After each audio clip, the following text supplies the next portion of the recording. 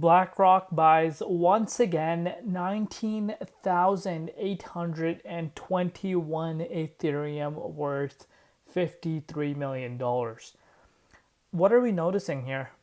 I want you guys to really take a look at it. And how does this really impact XRP? I'm sure you guys are probably wondering here. Because remember, we're talking about the biggest asset manager, globally, which is BlackRock. They're buying ETH and they're buying Bitcoin. So what's happening with ETH and Bitcoin? Why do they have such easy exposure to it? Because they have ETFs.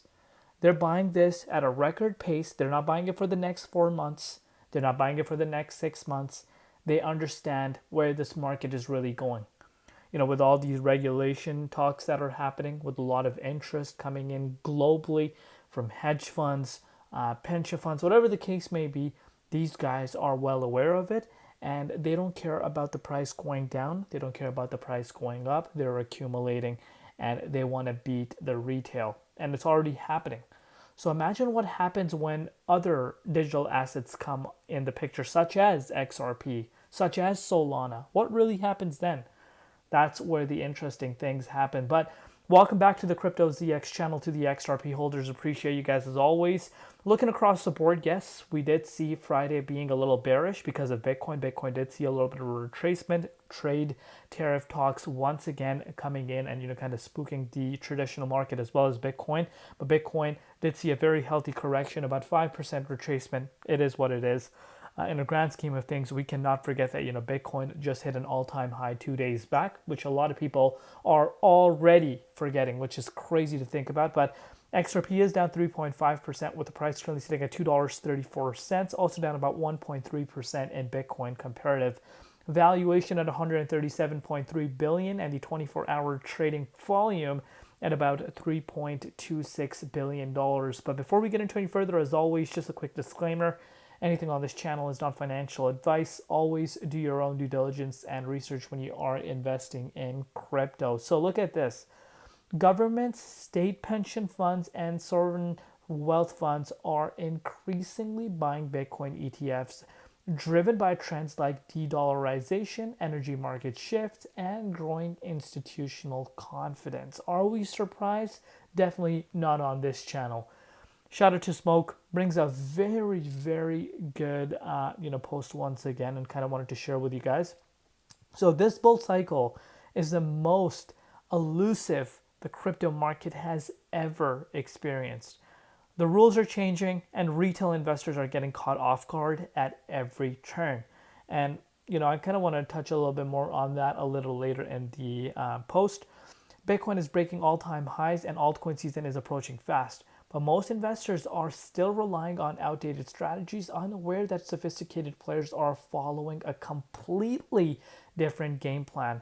Retail continues to chase pumps, buy into hypes, and react to headlines. Meanwhile, institutional investors are documenting the real catalysts that matter and positioning early with clarity and purpose. A perfect example of what I just showed you guys with BlackRock. They are not guessing. They're tracking regulation, understanding financial infrastructure, and acting with conviction before the crowd even realizes what is happening. The investors who will come out on top by the end of this cycle are the ones who know how to think, what to ignore, and where the system is quietly shifting behind the scenes. Ask yourself this. Are you making decisions based on noise or based on real information? Are you following the crowd, or are you ready to think for yourself? Very, very interesting take, and I could not agree more. Because right now, retail is, again, in a grand scheme of things, I'm not talking about every retail investor is doing this, but in a grand scheme of things, retail is being wrecked and just being completely, have focused on, the meme coin market. I'm losing words right now because it is really late here. So, they're being distracted big time. Retail is being distracted big time, with these P&L shots, all these, quote unquote gurus that are made like crazy amounts of money off of meme coins, which again, I'm not saying memes have not made people a lot of money. Even me personally speaking, memes have generated me a good amount of money. But with that said, it's all short-term. Memes are not here long-term. And 99% of these memes get, wrecked. There's people, insiders, there's people that buy early. They're the ones that are, making the big bucks. So 99% of these retail investors are just getting wrecked. So the capital that they had, now they don't have that capital to actually go into the solid projects. Because let's face it, I've been in the meme coin market for quite some time before it even popped off. Shout out to my Solana holders from the beginning, day one. You guys know I was calling the meme coin cycle way early on, and I've seen my fair share of rugs. Like, let me tell you, I've seen my fair share of rugs. I've seen my fair share of losing money on the meme side as well, but also making it. So from a retail aspect, regular Joes that are coming in for the first time, rather than picking solid projects, they're looking at P&Ls and these other fake stuff that is going on Twitter, talking about how people made crazy amounts of money, and they want to chase that, they want to get that, and then you kind of get hooked. And then you realize once you go through like a few rugs, and you're like, you know what, I should have just bought a utility project that's still holding well. So that is it. That's what's happening right now. If you shift back to the earlier cycles, the previous cycles before, you never saw this happen because memes weren't as big. 2021, late 2021 is where memes really got crazy. Shiba Inu launched, and then you started to see some other memes really popping off. But this cycle specifically is where memes went to the stratosphere where they are right now, which is absolutely crazy to think about. So that is what's happening, and I could not agree more. So the people that, number one, have diversification, it doesn't mean that if you are at the end of the day a meme lover, you still want meme exposure. That doesn't mean you can't, but you need to diversify. You need to diversify, and that is a quick reminder for each and every one of you guys to keep in mind every single day. Shout out to Vincent. One small issue with cross-border payments is counterparty risk. All U.S. compliant stablecoins need clawback freezing enabled on the blockchain, which means that the other countries and banks have actual of U.S. pulling the rug. That's why I say XRP is counterparty risk-free, traceable on the open market if required, and highly liquid. Stablecoins will act merely as an on-ramp where another entity has done that hard work of ensuring that the token is compliant. Banks would then use the stablecoin on XRPL and let XRPL handle the cross-border cross-token transactions. Dozens of people, not just influencers, have been saying this for years. It's happening. Read the tea leaves. And look at this. John Vingate says, just had a meeting with Ripple team. A great meeting, maybe the greatest meeting in the history of international settlements.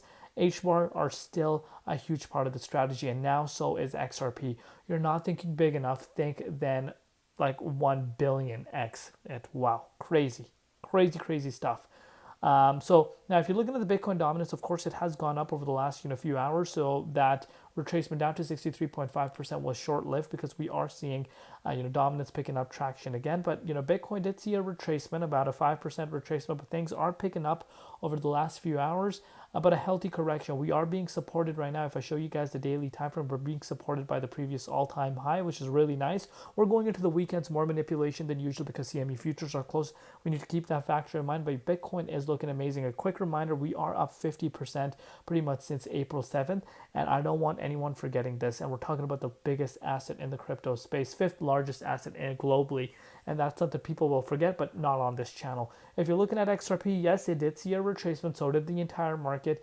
We are back down to $2.28. We do have significant amount of support around that range. So that's not a big surprise. We're still in the 38.2. If we lose this support, and maybe we could go down to $2.20 even. That would still be okay. Obviously, like I said, we're going in a weekend. On the weekends, more manipulation than usual. We'll see how Bitcoin reacts tomorrow. If Bitcoin holds around this range over the next few hours, I do project, we could actually push up to 110 once again quite fast. So far, so good. Like what I'm seeing here. Let me know down below what you guys think. We'll see you later in Crypto ZX, and peace out.